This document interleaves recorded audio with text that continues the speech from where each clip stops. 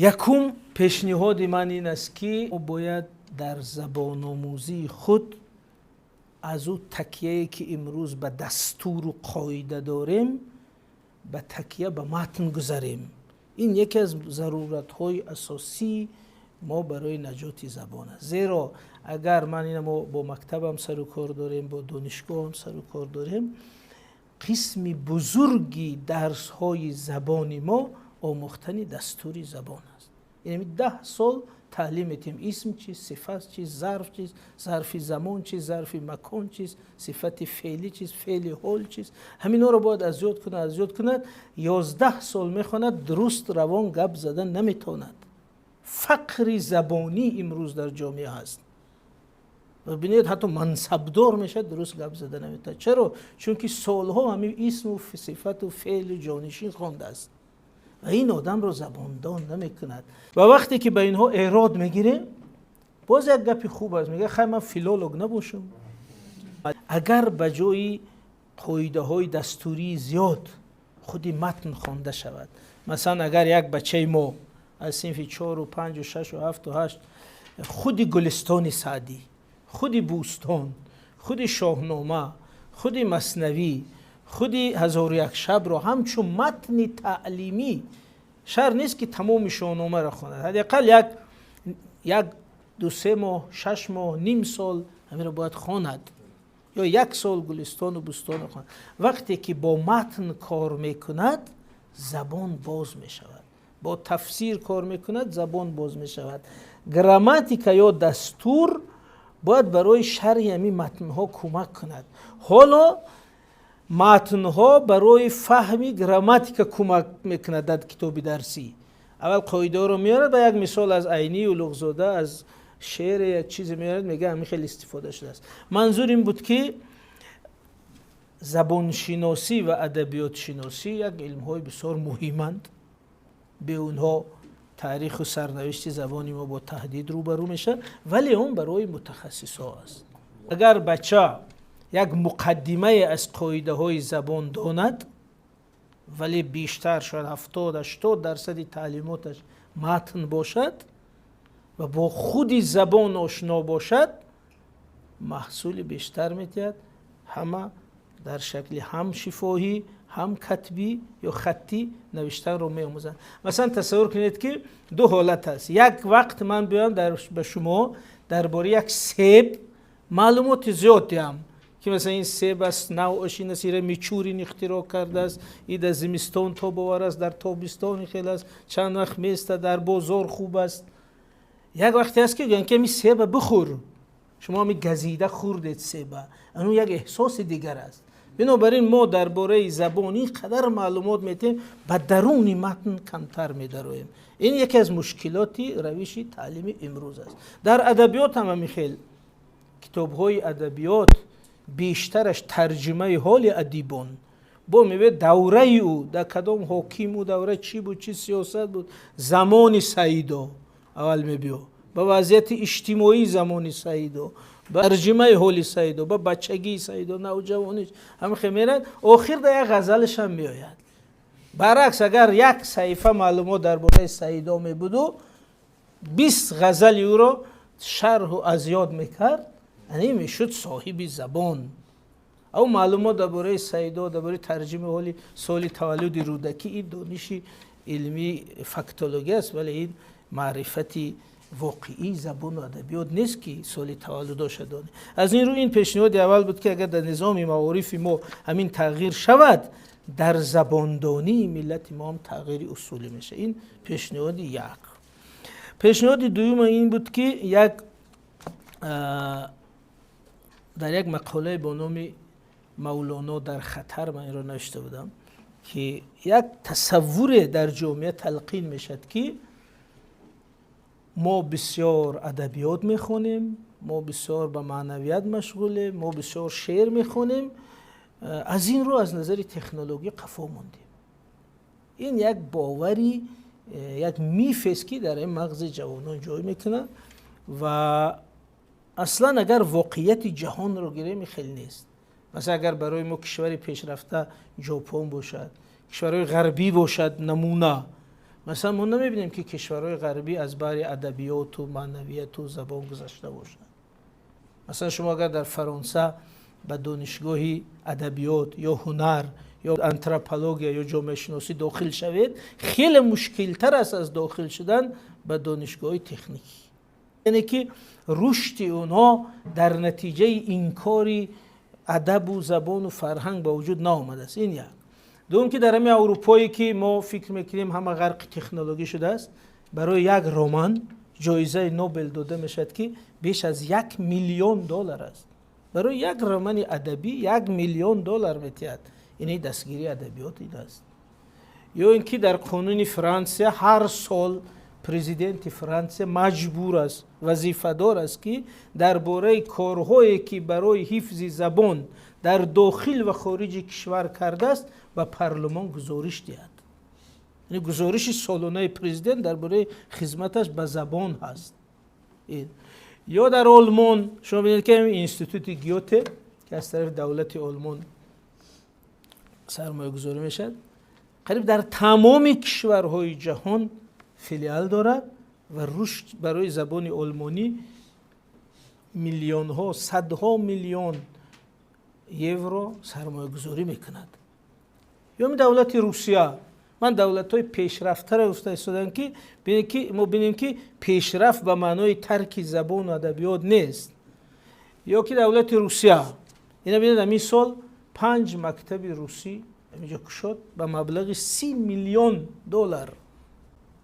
ببینید همین $30,000,000 برای روسی آموختن همین مردم ما یگان کشور پیشرفته قدرتمند ندیدیم که از بر زبانش، ادبیاتش، فرهنگش، ارزشش گذشته باشه تا به همین شرط پیشرفته شده باشه. این یک تصوری بسیار واهی است و ما اگر همین تصور در ما غالب شود، ما فکر میکنیم بسیار باخت میکنیم از نظری داشتنی این زبان فرهنگ. بنابراین ما باید بگیم که با همین زبان خود، با حفظ همین فرهنگ همیشه رشد کرد. و آخرین مثالی که بریم، مثلا در ژاپن من 2 بار رفته بودم، در همین برنامه بازدید از اینستیتوت زبان و خط بود و همین بودجت اینستیتوت خط و زبان قریب برابر بودجت جمهوری تاجیکستان بوده است. این سرمایه گذاری کشور پیشرفته ترین تکنولوژی بالای زبان. یعنی یک ورق دست خطک به زبان ژاپنی اگر عصر میانه یابد $1,000,000 کتی میخرد. همون اینستیتوت خریده او را می آموزد با در اساس. بنابراین این تصور که کشورهای پیشرفته از شعر و ادبیات و زبان دست کشیدند و برای همین پیشرفتن، باور کنید همین واقعیت ندارد.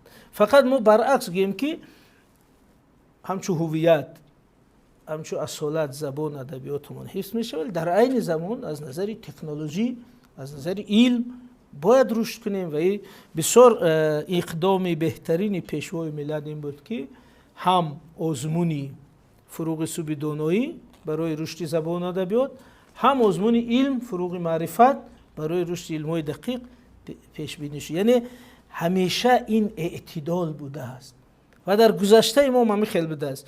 به شخصیت‌های گذشته توجه کنید، مدل شخص موفق در فرهنگ ما خیلی یک جانبه نبوده است. مثلا همین ابن سینا بهترین طبیب، یعنی فنهای دقیق ده، بهترین طبیب، مؤلف قانون طب، بهترین فیلسوف، مؤلف فلسفه شفا، و در این زمان بهترین شاعر.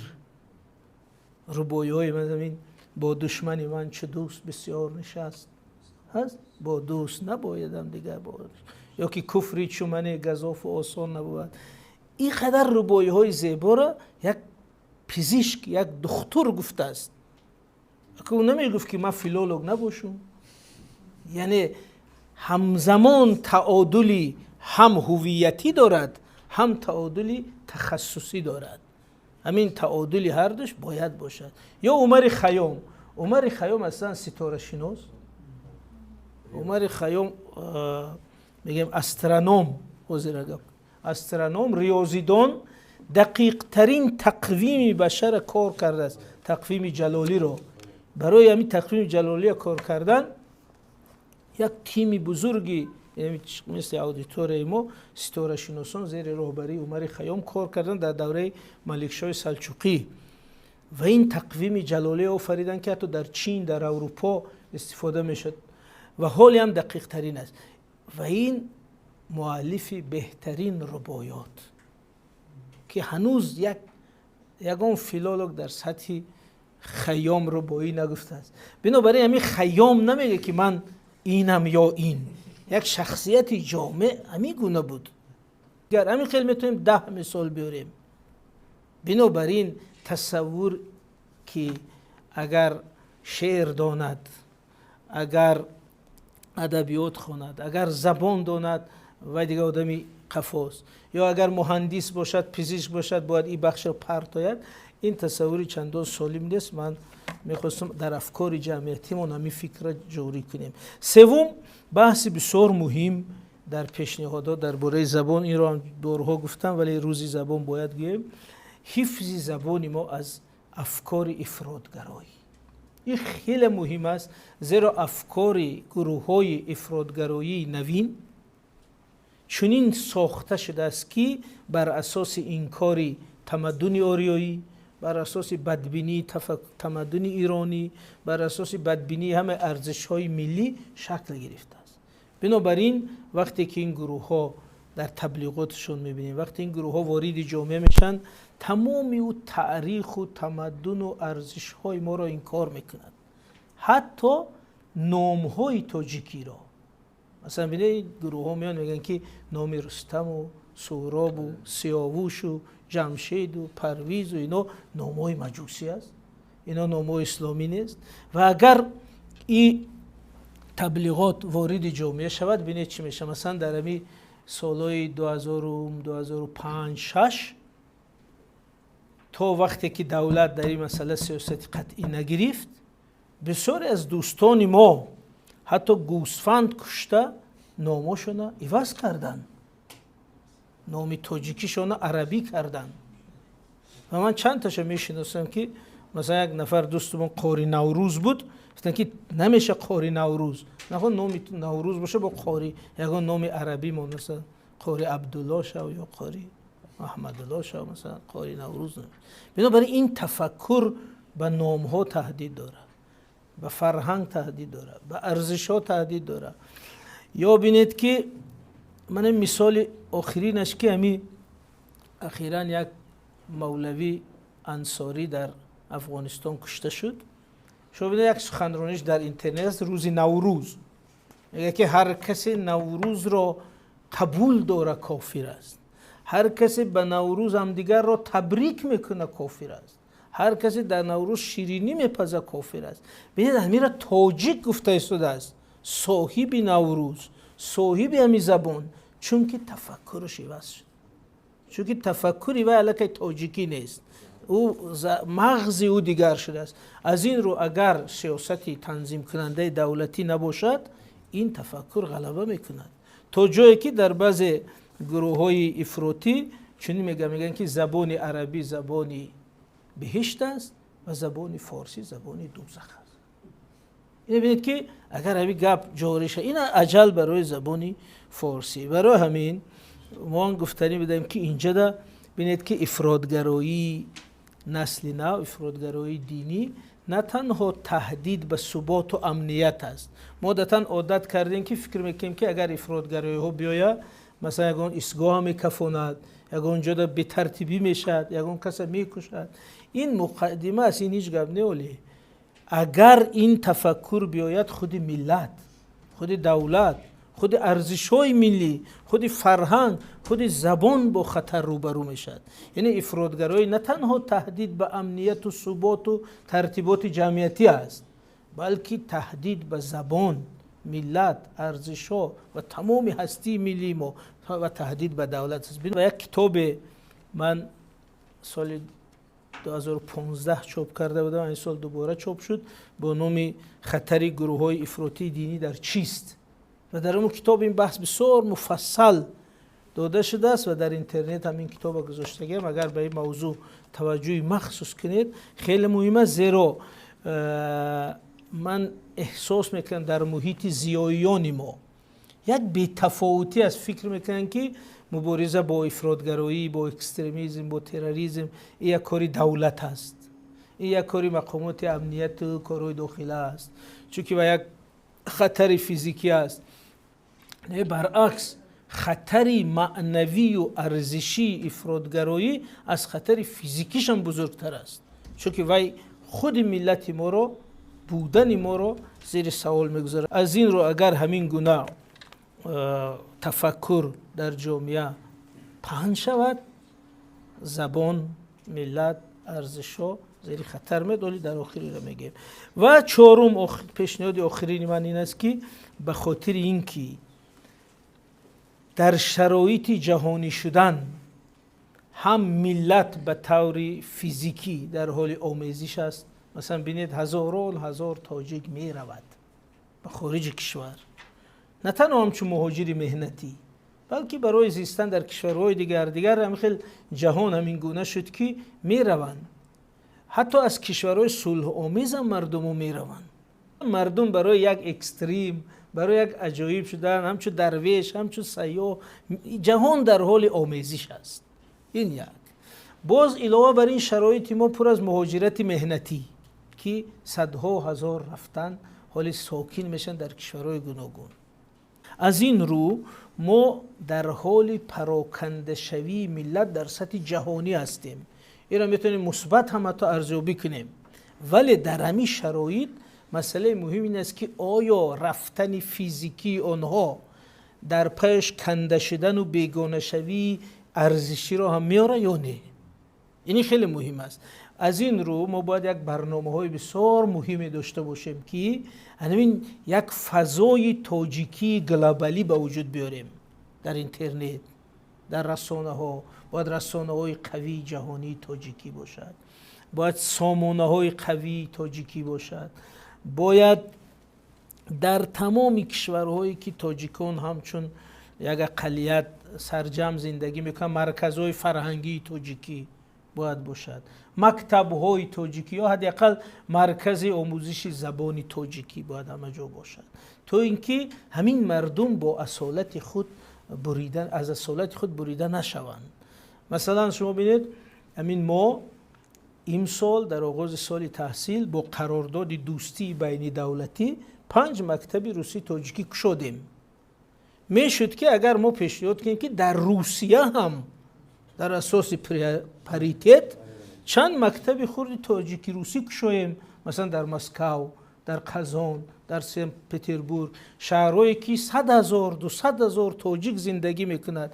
اگر اون برنامه اون مکتب‌ها حداقل 10 15 20% تاجیکی باشد، حداقل زبان و ادبیات و تاریخ تاجیک تعلیم تید، دیگهش برنامه روسی، قانون روسی هم اجازت میتید. بنابراین ما اگر هموطنان برون مرزی را در دایره محیطی ارزشی تاجیکی فرا نگیریم، در نسل‌های دوم و سومشون بیگانه شوی ملی به وجود میاد، بیگانه شوی زبانی به وجود میاد. در همین شرایط نوی جهانی شدن که آمیزش ارزش‌ها، فرهنگ‌ها، زبان‌ها و غیره هست، زبان به امتحانی صفتا نو روبرو شد. حالا دیگه شرط نیست که همه پیروان این زبان، حاملان این زبان را قتل کنند که او از بین رود. حاضر کافی است که اگر مناسبت صاحبان زبان را با این زبان دیگر کنند، این صاحبان زبان را این زبان بیگانه کنند، از این ارزش‌ها بیگانه کنند، خود این زبان می رود به حاشیه و از بین می رود. اکنون در شرایط نو وقتی که زبان با تهدید روبرو است، منطقاً میگن که پس وقتی زبان با تهدید روبرو است، ملت هم با تهدید روبرو است. وقتی ملت با تهدید روبرو است، دولت ملی هم با تهدید روبرو است.